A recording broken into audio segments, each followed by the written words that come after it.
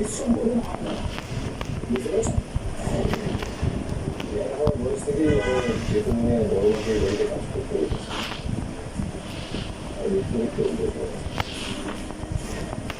ভেবে রেখেছো বড় মা ক্লান্ত হয়ে যেতে পারে, হচ্ছে তুমি অসুস্থ হয়ে যেতে পারো, ঠিক আছে? তখন ভেবে রেখেছো মা তোমার কাজ করার কোনো দরকার নেই, তুমি আগে একটু বিশ্রাম নাও, একটু রিল্যাক্স করো, আমি আছি তো। তখন বলে রেখেছো শরীর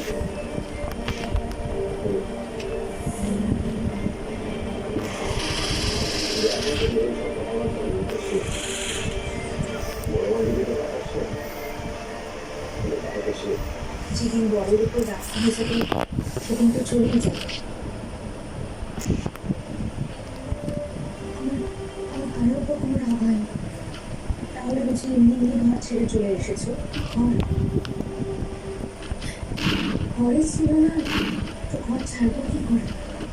বর ছিল, ঘর ছিল না মানে? থাকলে বুঝি ওসব কথা। আচ্ছা ঠিক আছে, যেদিন তুমি মন থেকে বলবে সেদিন না হয় শোনো। দেখো আমি তোমার দিদির কথা, তোমাকে বিশ্বাস করি, আশা করি সেই বিশ্বাসের বাঁচতে লাগবে। তবে তোমার সবাই মিলে বারবার করে একই কথা কেন বলছো বলো? দেখো আমার কোনো যদি সন্দেহ থাকে তাহলে না, সন্দেহ আসলে ভরসা করতে চাইছি। আমরা একবার বলছি, আয়ুষ ভাই ভীষণ ভালো একজন মানুষ, একবারে দেবতা থেকে। আয়ুষ ভাইয়ের মতো মানুষ হয় না। আমরা তো দুঃস্বপ্নেও ভাবতে পারি না আয়ুষ ভাইয়ের কপালে এরকম দুর্যোগ নেমে আসবে। তাই বারবার বলছি, আয়ুষ ভাই সত্যি একজন ভালো মানুষ। মেঘনার সাথে আয়ুষ ভাইয়ের বিয়েটা ওর বাড়ির মানুষজনেরা মেনে নিতে পারেননি বলেই ওদেরকে এতদিন দেশের বাইরে থাকতে হয়েছে। তাহলে এখন উনি কি করবেন? চলে যাবেন নাকি এদেশে থাকবেন? যদিও এই নিয়ে এখনো সেরকম কোনো কথাবার্তা হয়নি, কিন্তু যতদূর জানি আয়ুষ ভাই বাচ্চাটাকে রাখতেই এখানে এসেছে। কিছুদিন থাকবে, তারপর বাচ্চাটাকে এখানে রেখে ও আবার ফিরে যাবে, আর তখন তোমারই মুক্তি। কিন্তু ওনার চলে যাওয়ার সঙ্গে আমার কি সম্পর্ক? তুমি কিন্তু আবার আজকালের মধ্যেই বলে ফেলো না যে তুমি চলে যেতে চাও, তাহলে কিন্তু আয়ুষ ভাই খুব বিপদের মধ্যে পড়ে যাবে। আয়ুষ ভাই কিন্তু একটু সময় দিতে হবে আমার। সেটা অবশ্য ঠিক। আমার তো মনে হয় এই বাচ্চাটার ওপর তোমার মায়া পড়ে যাবে। তারপর দেখা যাবে আয়ুষ ভাই চলে গেছে, কিন্তু তুমি আর ছেড়ে যেতে পারবে না।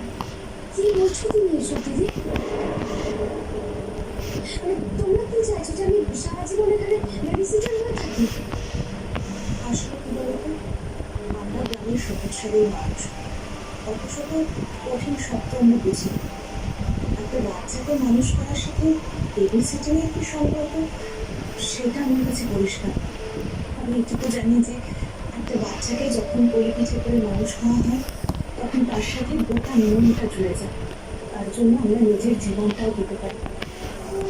যদি কিছু ভুল করে থাকি ক্ষমা করে দেওয়া বিনা করে যায়। দিদি সরি দিদি, তুমি কি রাগ করলে? আসলে তোমরা শহরে নেই, তোমাদের জীবনধারা, ভাবনা চিন্তা আমাদের থেকে অনেক আলাদা। আমাদের সাথে মিলবে কেন বলো? আমি সত্যি বলছি, আমি সেভাবে কথাটা বলতে চাই না। আর সত্যি কথা বলতে আমি না এই অনেক বড় অসুবিধার মধ্যেই পড়েছি। আচ্ছা বিধান, তোমার মা আছে?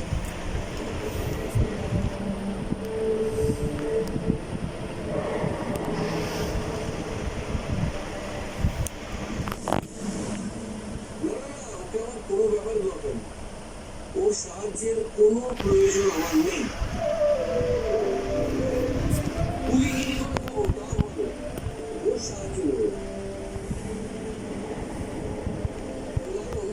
এটা এখন তোমার বাড়ি, তুমি এখন থেকে যা নিয়ম কানুন করবে সেটা মানতে আমার বাধ্য। এবার ও দেখুক তো বুঝুক যে কত ধানে কত চাল। কিন্তু আমার হাওয়া বলে বেরিয়েছে, ওর কাছ থেকে দেবে আমাদের পাবে দেখো। শোনো একটা কথা বলি, আমি যদি জানতাম না যে এই বাড়িটা আসলে তোমাদের নয়, ভবিষ্যতে অন্যের অর্ডারে এই বাড়িতে চলতে হবে আর এই সংসারে কাজ করতে হবে, তাহলে আমি আর যাই করি এই বাড়িতে বের হয়ে আসি। কি তুমি কিছু বলে নেই?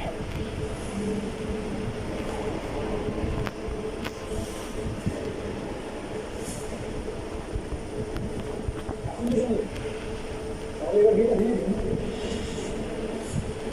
বিয়েটা ভেঙে দিয়ে এবার এটাকে চলে যাবে। কিন্তু এবারে শর্ত না মানলে এবারে কিন্তু আমাদের এবার থেকে চলে যেতে হবে। দাদা, তুমি একবার ভেবে দেখো, তোমার বউ বিয়ে ভেঙে দিতে পারছি কিন্তু কাজ করতে পারছি না।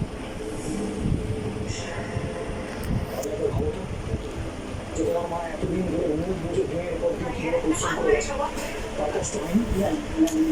শোনো আমার কথা শোনো, আজ আমি কাজটা করে কালকেও কাজ করবো। এই রব্বি দয়া করছো নাকি? দয়া কেন করবো? এটা লালনের বাড়ি, ও যেটা বলবি সেটা তো শুনতেই হবে। শোন না, তুই কাল কাজ করিস, আমি তোকে সাহায্য করে দেবো। না, আপনি সাহায্য করতে পারেন। তাহলে আমি কি করবো জানি? কেন? তুমি আমাকে খাবার করবো, তাই খাইয়ে দেবো, ঠিক আছে না? তুমি দেখে দেখো। দেখুন না, আপনি ঠিক করবেন, আপনি কি করবেন না করবেন, কিন্তু এবারে কাজ করবেন দুজন, এবারে মেয়ে চলুন আর এবারে পুত্র আর কেউ না।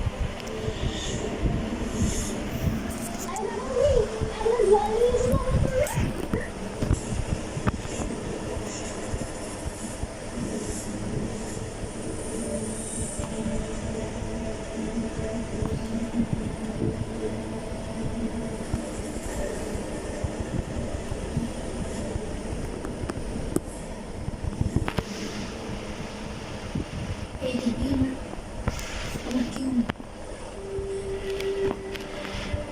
কেউ নেই। আরে এত কষ্ট করে সাজিয়ে দিলাম, এখন চোখ ভর্তি জল, আর এই জলটা যদি চোখ থেকে টস করে পড়ে না, গোটা সাজটা বিক্রি হয়ে যাবে। ওরা কিন্তু এক্ষুনি ডাক দেবে।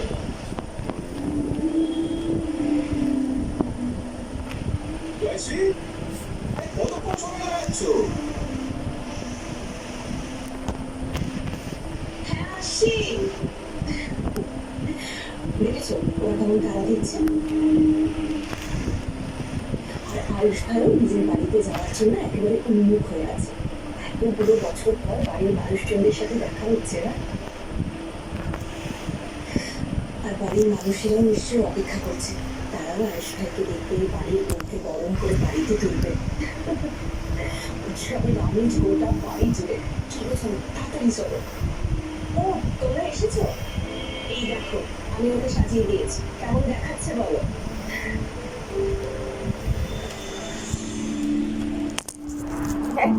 কে কি গো সোনা,